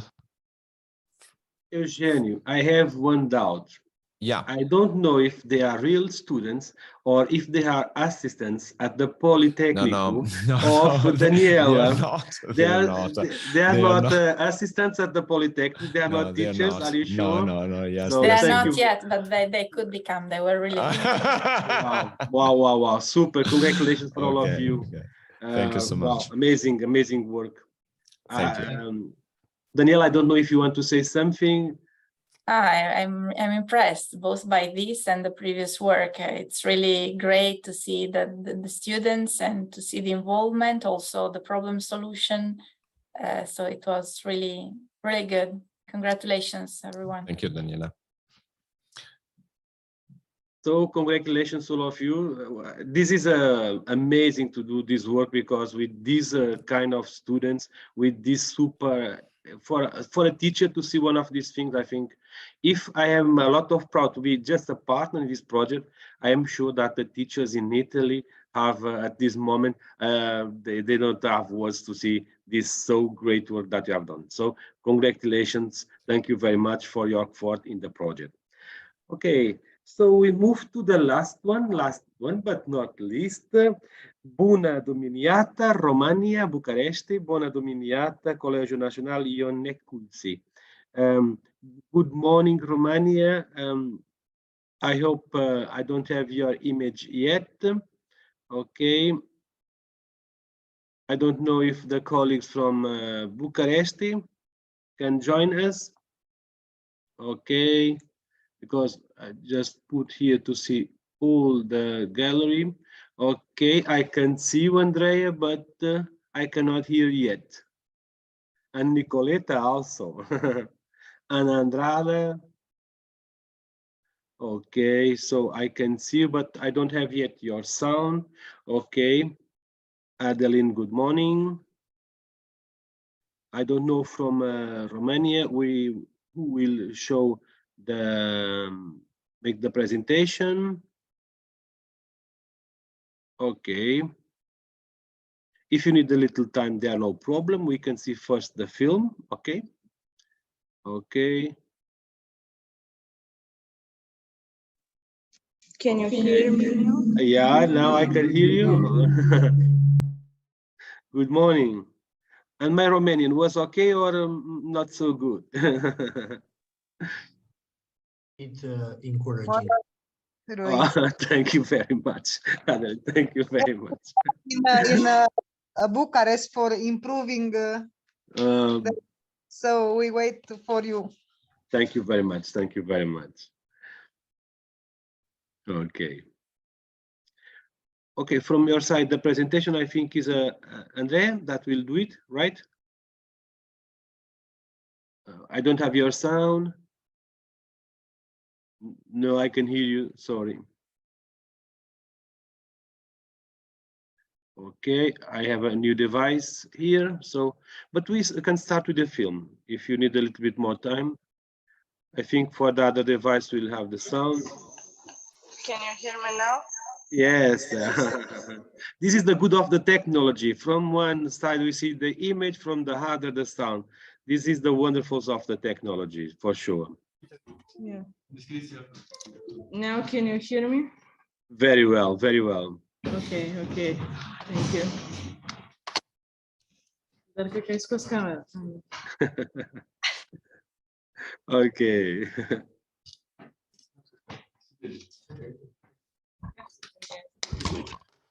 Okay, okay, madam.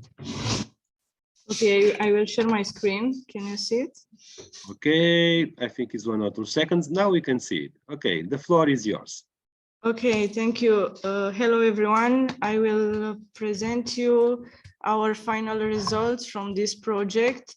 I prepared a short presentation with the whole maps that our students created. And also I will show you the written report, and then I will let our students to present shortly the video report. They are here and they are enthusiastic. Here you can see the first maps with Danube Delta. We analyzed the Danube Delta in the last 30 years. Here is the supervised classification from 1990 and 2021. Here is the second map that our student created, the land cover map, the same area. Here you can see a short couldn't work. Short animation with the different year. The third map with Danube Delta is water and wetness, and you can see the body water for the last 30 years. And unfortunately for Niger Delta, we didn't have data, and we created just one map for the moment. The general map with water bodies and roads, river, and other things. I selected four maps to show you the symbology that our students chose. The general map, land cover Niger Delta. Again, we selected for example. And the last one is supervised classification in Delta and Niger.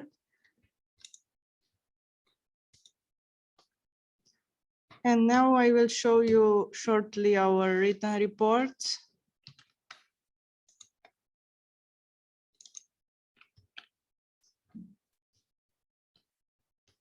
We started with an introduction, materials and methods. Our students wrote everything that they work with us and with Adeline.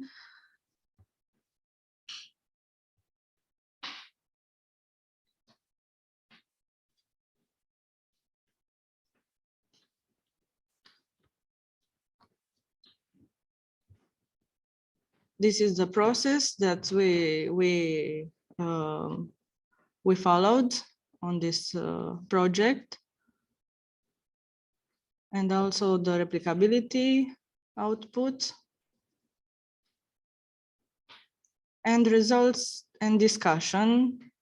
Our students wrote a lot of things that they learned in this project.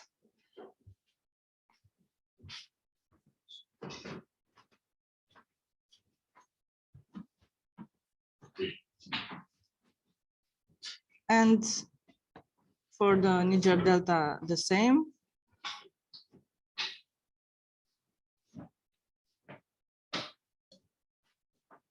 And a short comparison between Danube Delta and Niger Delta.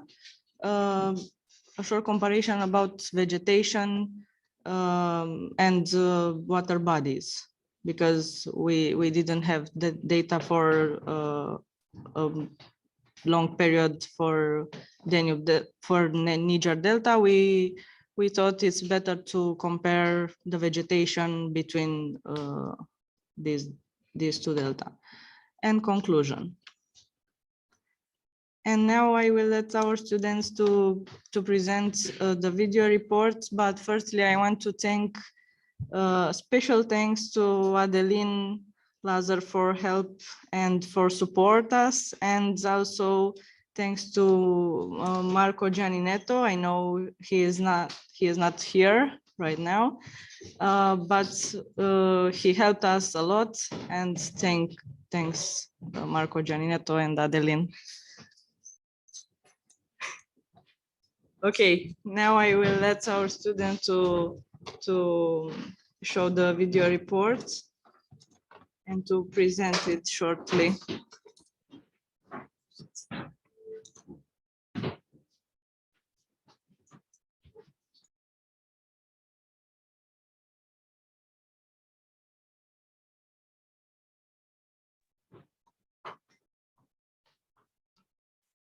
Okay.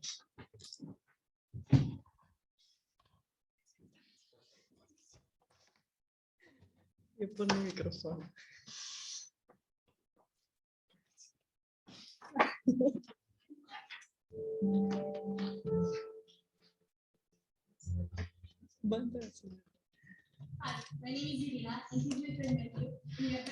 Can you hear the sound of the video?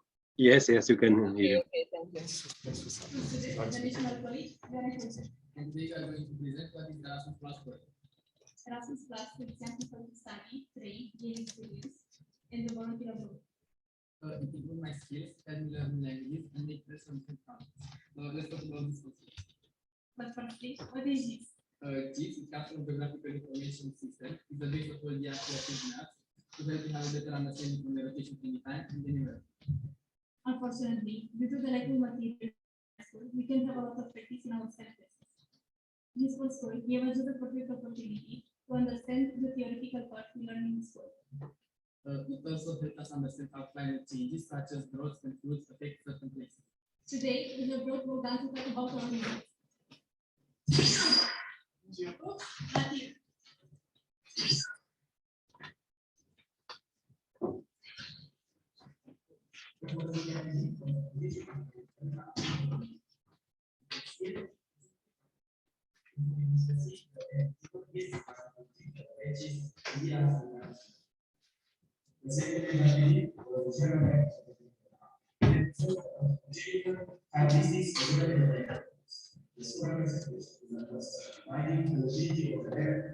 by analyzing full-scale satellite images.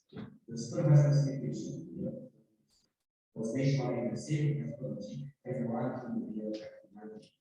They were processed in the same computer and were chosen with the same amount of data. Comparing the two images, you can see the differences. For example, the one provides a much larger surface one than in 1990. This can be mostly effective.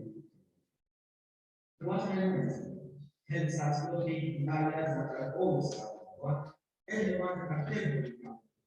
It makes it good to make either better.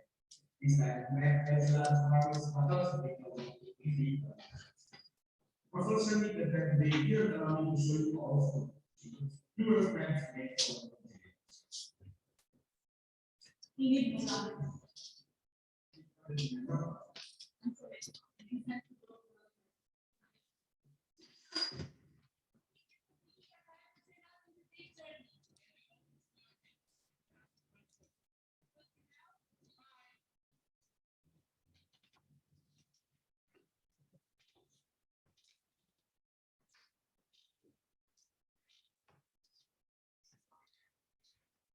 Now I will let our students to say something about the video reports and to give us feedback. I want to say that the video report is not only be done by the people that appear in the video, but also people that work in the background, like with like editing the video, like Steph here, and filming the video, like Ali here. And I think the work is important too, and also the work of the people who wrote the written report. A lot of people that are in the back of the classroom, and even though they're not here in the headlines, say like that, they had a very big contribution. Now to thank them all. And a short feedback. I think as a short feedback that that the GIS4Schools project helped all of us to really understand the part that we learn in class, like we said in the video. All that I said in the video was true. Without GIS4Schools, we wouldn't have understand the changes that climate change really made in our land, and not our land, in Nigeria also. That would be all.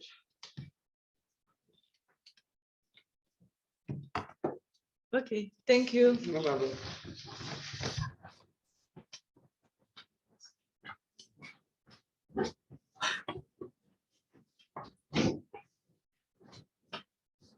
If you have any questions. Okay. Thank you for everything, Rui and Adeline. Okay, thank you very much for the teachers, for the students, and I'd highlight one of the parts that is very, very important, and sometimes we forget that, of course, we see some of the students do a very excellent performance, but also there was the other students that was recording, that written, sometimes don't are showing the films or don't the image are not present, but they have also have done a very good work. So thank you very much for the students from Romania to highlight that part, because it's not just the person that is present in the video. Of course, they have done a very good work, but all the other ones that also collaborate. Okay, I don't know if there are any questions from any country, any students from somewhere. Okay, no questions, no, or some comments if we have now some minutes if necessary to use it.